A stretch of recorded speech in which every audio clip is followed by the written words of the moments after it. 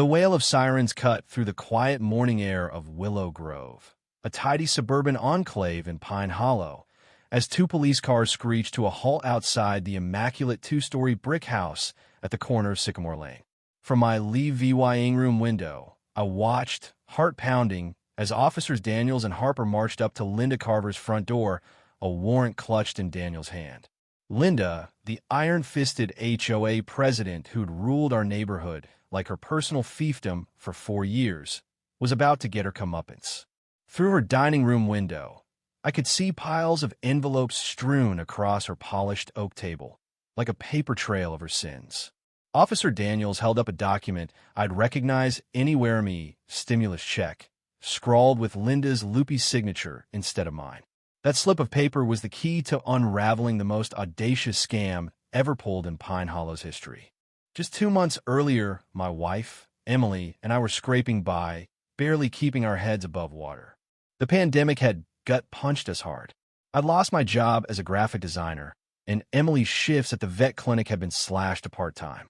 When that stimulus check for due Law 1,200 landed in our mailbox, we nearly wept with relief. It wasn't a fortune, but it meant food on the table and the electric bill paid. We kept a low profile in Willow Grove, hoping to fly under the radar of the HOA, especially Linda Carver. She patrolled the streets like a hawk, her SUV creeping along, her eagle eyes hunting for any excuse to slap us with a fine. Her trusty notepad was practically glued to her hand, scribbling VY olations with glee. From the moment we moved into our modest ranch-style home 3 years ago, Linda made it her mission to make our lives hell. She showed up the day after our MOVYing van left, thrusting a 50-page binder of Willow Grove community standards into my hands. This, she declared, her voice dripping with self-righteous pride, is what makes Willow Grove the crown jewel of Pine Hollow. The binder was a dictator's dream, dictating everything from the shade of your curtains to the exact height of your mailbox flag.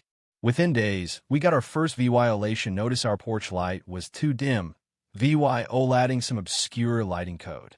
Linda's reign of terror never let up. She fined us for Leah VY-ing our recycling bin out 10 minutes past pickup time. She measured our lawn with a ruler, issuing a warning when it crept a 1/4 inch over the 2.5-inch limit.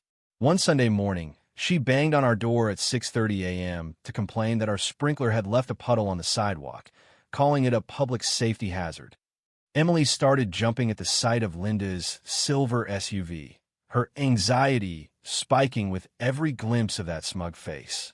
When Emily deposited the stimulus check at our credit union, we held our breath, waiting for the funds to clear. Days dragged into weeks, and our account stayed empty. We chalked it up to government red tape at first. Then the letter arrived, printed on crisp HOA letterhead in Linda's signature bold font. Dear residents, it read, your recent government payment has been applied to outstanding community violations per section 14.3 of the homeowner's agreement. No further action is required. Sincerely, Linda Carver, HOA president. I read it 4 times, my blood boiling.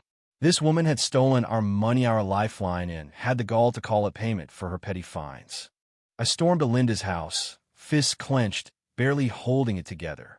She answered the door in a lime green tracksuit, her smirk practically daring me to challenge her. When I demanded answers, she leaned against the doorframe, her tone icy and superior. You should be grateful I handled your violations so efficiently, she said, as if she'd done me a favor. According to her records, we owed exactly due Law 1,200 for a laundry list of nonsense.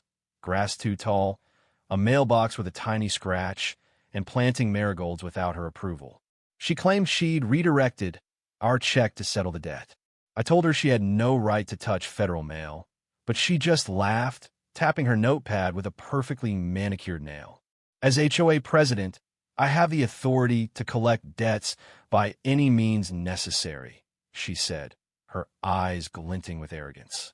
She pulled out a thick folder stuffed with violation notices for other neighbors, each with dollar amounts that suspiciously matched recent government checks.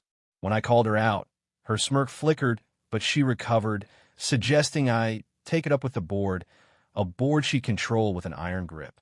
That night, Emily and I lay awake, replaying the confrontation. That folder haunted me.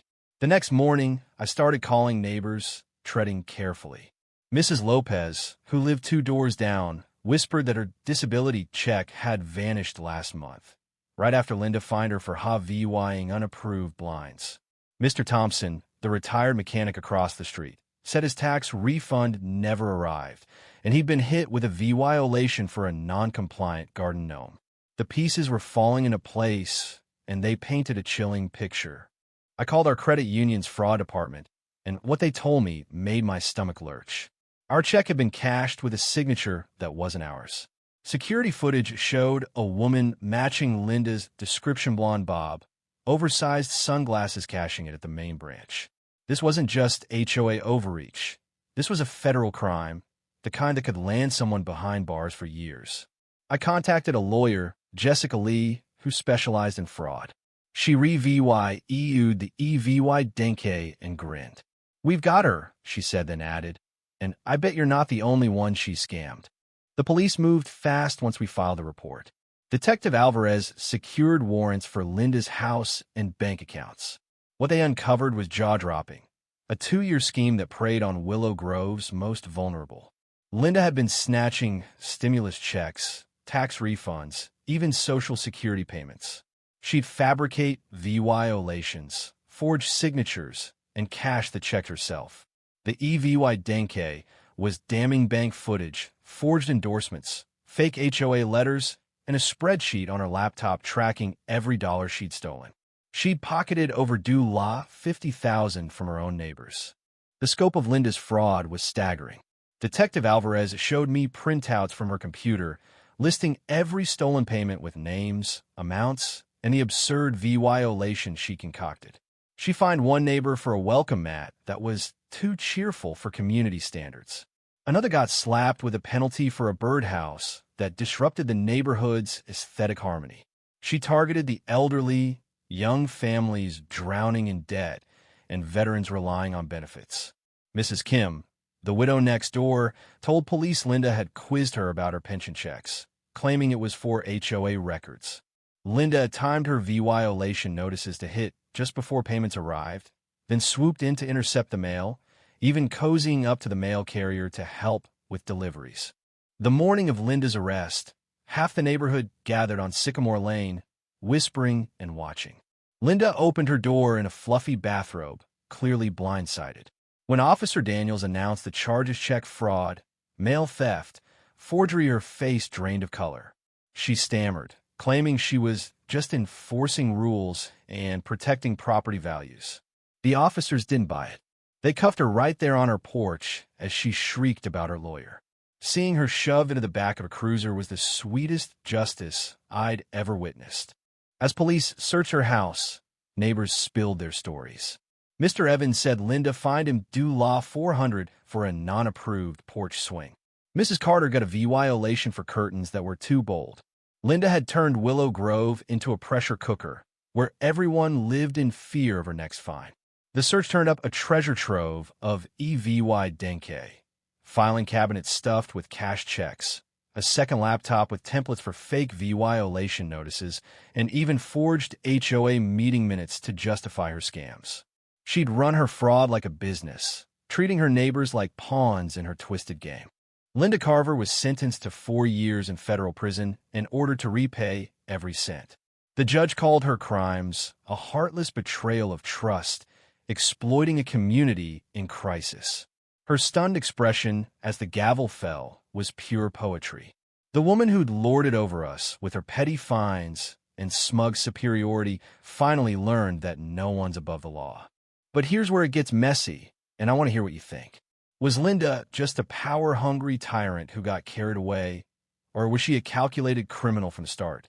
Should the HOA system, which gave her so much unchecked power, be scrapped altogether? And what about the neighbors who stayed silent? Did their fear make them complicit, or were they just VY Tims too?